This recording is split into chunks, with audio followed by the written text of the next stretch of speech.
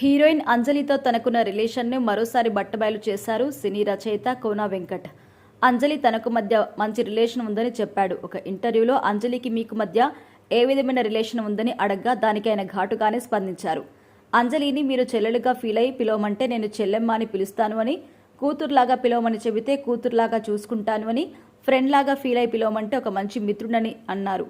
తనకు నాకు మధ్య మంచి సాన్నిహిత్యం ఉందని, అది ఇప్పటిది కాదు అని చెప్పారు. సీతమ్మ వాకిట్లో సినిమా నుంచి తమ మధ్య మంచి బాండ్ కొనసాగుతుందని కూడా చెప్పారు.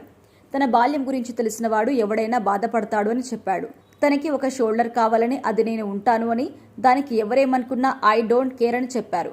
సీతమ్మ వాకిట్లో అప్పటి నుంచే తనకు చెన్నైలో చాలా విధమైన వివాదాలు ఉన్నాయని, తన ఆస్తులు అన్ని కబ్జా చేశారని, తనకు ఎవరూ లేరు అని, అప్పటి నుంచి నేను తనతో కొనసాగుతున్నానని, అండగా ఉంటున్నాను అని చెప్పారు. అందరూ అనుకునే విధంగా మా ఇద్దరి మధ్య అదేం లేదని, నేను అంత నీచుని కాదని కూడా చెప్పారు.